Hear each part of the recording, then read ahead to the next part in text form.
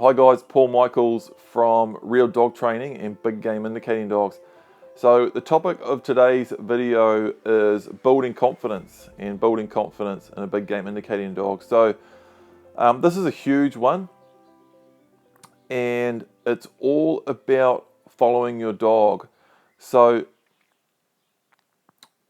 we do all our training before we even go hunting. So we've got all our range set up. Our dog knows how to walk in front. We've got our walk in front, our go command, what I use is a double peep whistle. Got our range set up, so when we stop, the dog sort of stops and looks back, and turn command, so the dog we can turn the dog with us, and all of that. So we can go out. Our dog walks in front. We've done our skin work, and they're showing interest in taking us to deer and everything. Huge key from there on out in the early stages is just follow the dog no matter what, and treat all indications as if it's a deer until proven otherwise beyond all doubt. I'll tell you a quick story to get this idea across with Fly. A lot of you will know of Fly, little heading dog bitch that I wrote a series of articles about an NZ Hunter, and she's my main dog at the moment.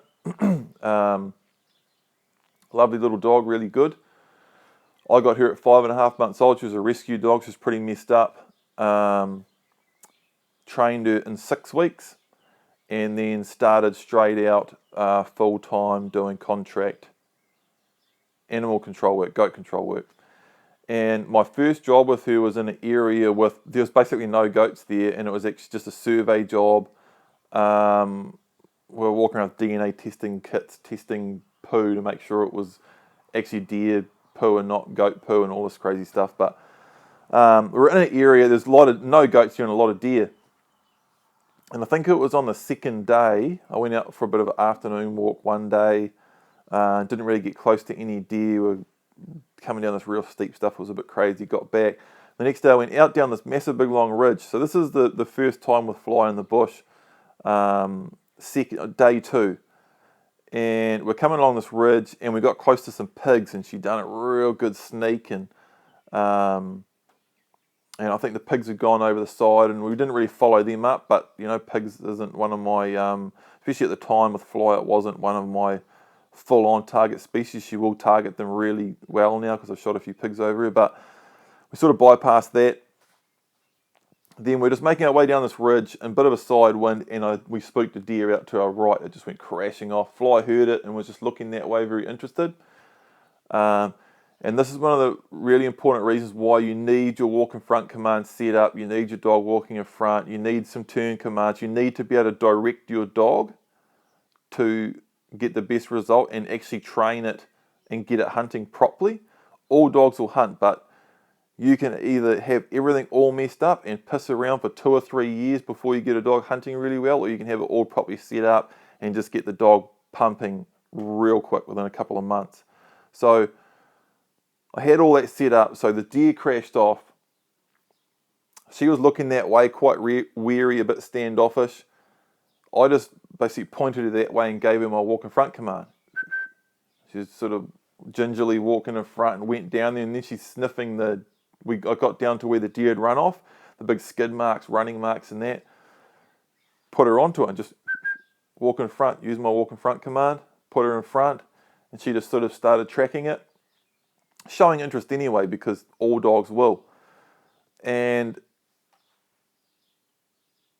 young dog walking along, wondering whether it's doing the right thing, following these deer marks, and she was just stopping and looking over her shoulder all the time. And every time I just, good girl, building confidence and following her.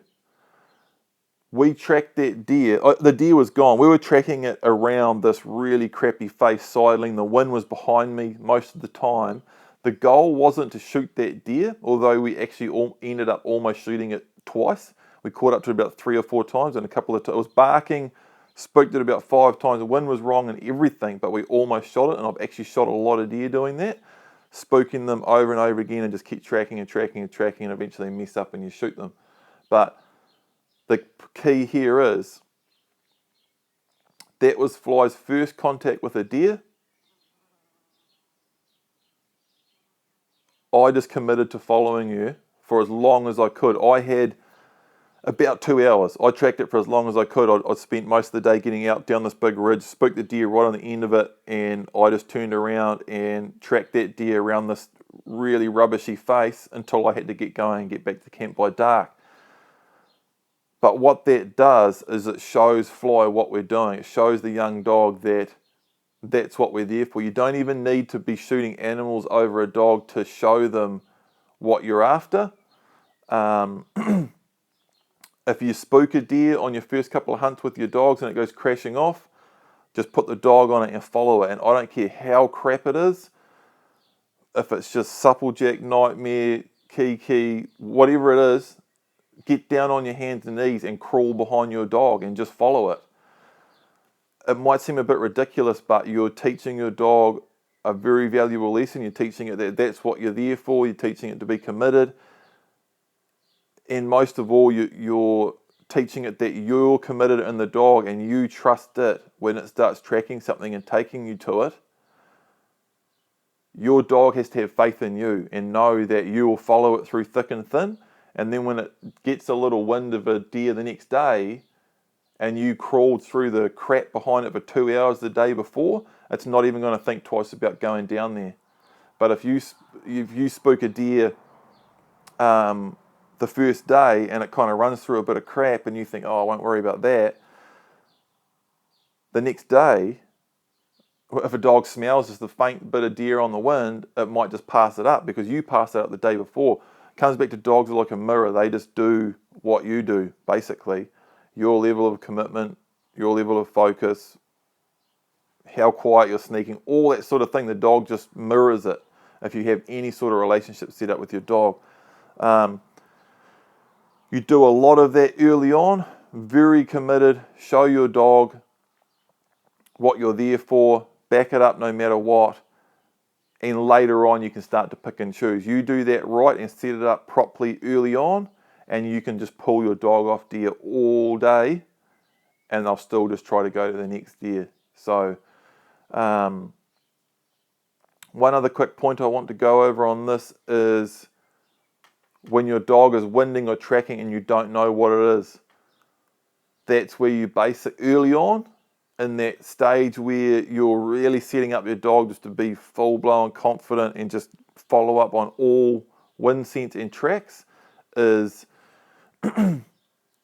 follow it up like it's a deer, like it's the biggest stag of their lifetime, as far as you can for as long as you can until proven otherwise beyond all doubt. So if your dog has a little wind, bit of a wind and showing a bit of interest, you give it your walk in front command and follow it down the hill until you can't find anything or proven otherwise beyond all doubt takes you down to a goat. If you're not targeting goats, pull it off and walk the other way. If it's a possum, pull it off and walk the other way.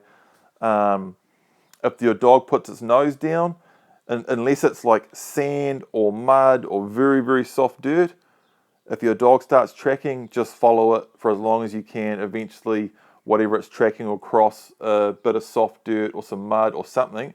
And on tracking, it can be very, very surprising. Even big, heavy animals, red stags on hard, dry ground, even, it doesn't have to be rock hard, a bit of leaf cover, and you can actually track for a long time without seeing a really good mark. And it's something I've learned. It's a lesson I keep learning over and over. Follow a dog for a while, and I've got it wrong enough times to know, and I just thought I'll just keep following the dog, and I've been basically convinced that we're tracking God knows what, a hedgehog or something ridiculous, and you're just about to start doubting your dog, and you're just about to growl it and turn it around and walk the other way, and you come across a little bit of sand or mud, and there's a big old deer mark right there. Be very aware of that, and remember with an indicating dog, if it is tracking a rabbit or a possum or a non-target species, if it's a 100% steady big game indicating dog, the way we were showing you how to train in the Deer Dog Training Blueprint, and the way you can read my free blog on my website, I'll show you how to do it there.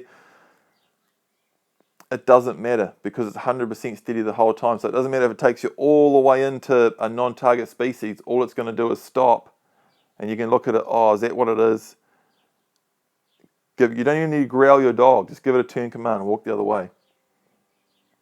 One other quick note on that. Remember, and I've got a video somewhere. We'll post a link below this video on distractions on the way to an animal. Your dog can be tracking deer, and there can be a non-target species on the way too. So sometimes it pays to spook the animal, push it off, or get around it and make sure there's not a target species behind it.